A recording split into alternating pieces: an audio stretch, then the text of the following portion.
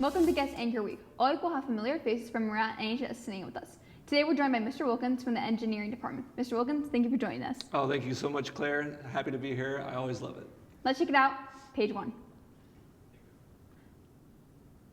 For today's page 1, Walmart CEO Doug McMillon has announced that he will be retiring on January 31st after 12 years in his position. Walmart shares have risen around 300% during McMillon's tenure.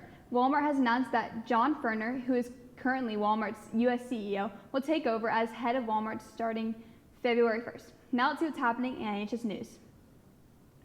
The school musical is back this week. Reserve your seat for the 20th, 21st, and 22nd in the auditorium. You can get your tickets on the Noblesville Choir's website.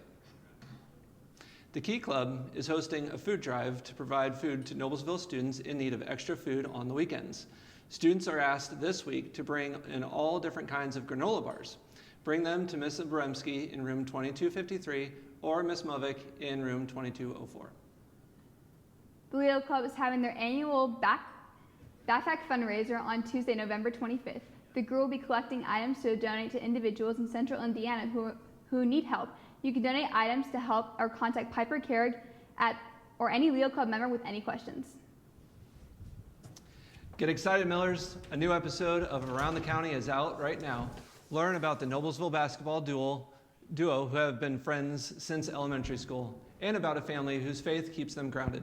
Now, let's see what's trending today. A unique suspect was taken into custody after showing off impressive speed on Interstate 40.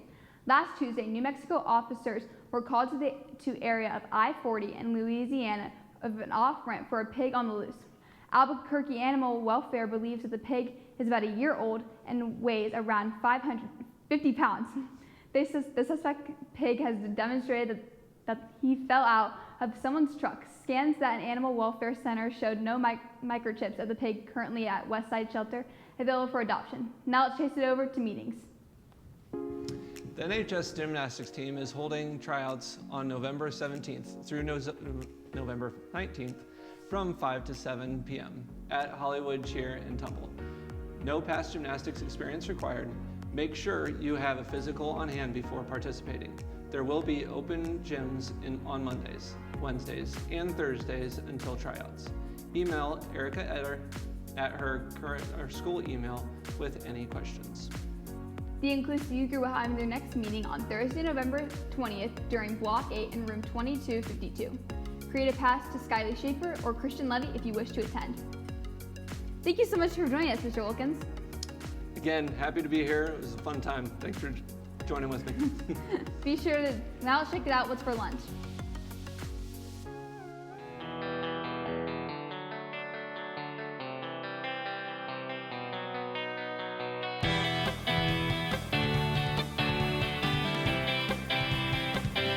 Welcome back to Meteorology Monday. I am your meteorologist, Matthias.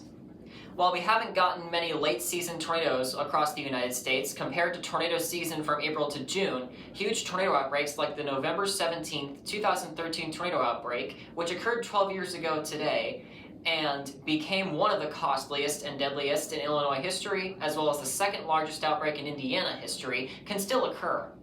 Late-season tornadoes often occur in the October and November months, and are caused by the cold air moving south from Canada as we move into our winter months, and the warm, moist air continuing to push north from the Gulf. Just a lot less since we're in winter. Since tornadoes form through warm, damp air and cold air colliding and forming thunderstorms, the late fall and early winter months still have the ability to form these thunderstorms and possibly produce tornadoes if conditions are favorable. Obviously, tornadoes are dangerous, and though we may think late-season tornadoes can be less dangerous, it is hard to be accurate with weather, so always be prepared. That's it for your Meteorology Monday, and like I always say, stay weather.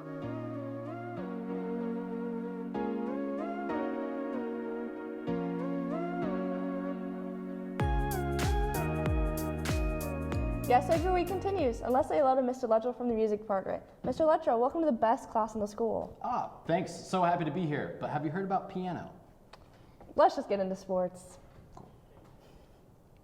Your Miller girls basketball team beat Bishop Chatard Tuesday night. Shout out to Allie Hutchinson for putting up 31 points and CeCe Quigley for chipping in 21. The duo was cooler than the other side of the pillow and scored 52 out of the team's total score of 69. That's 75% if you like math. Catch them this Friday at 7:30 against Brownsburg. Show out, Millers. On Wednesday, hosts of Miller athletes made their college commits official. It was signing day today. Congrats to Beckett Doan, Hallie Shotko, Reese Resmer, NHS's own Aaron McMahon, and Josie Kelly, Presley White, Olivia Fowler, Ashlyn Turner, Cece Quigley, and Carson Scheidler. And also, congrats to the chef, Justin Curry, Tyler Maruki, Charles Bowe, Baron Walker, Peyton Kozlik, Ella Kopic, Ainsley Applegate, John Libbs, Cooper Click, and Aiden Reynolds. Go do great stuff at the next level, Millers. And now, let's see what's happening in pro sports. On Thursday, the number 2 ranked Purdue Boilermakers traveled to Tuscaloosa, Alabama, to take on the number 8 ranked Alabama Crimson Tide in a game that became one of the best games of the year. The game was close all night until Purdue pulled away late to win 87-80. Braden Smith headlined the Boilermakers with 29 points, and Trey Kaufman-Wren had 19 points and 15 rebounds. Now let's pass it on to Sports Tonight. There are no sports tonight, but on Wednesday, you can catch boys and girls wrestling at Fisher starting at 6:30. Good luck, Millers. That's our sports segment. Mr. Luttrell, how was the tempo for today? Not my tempo. Peace.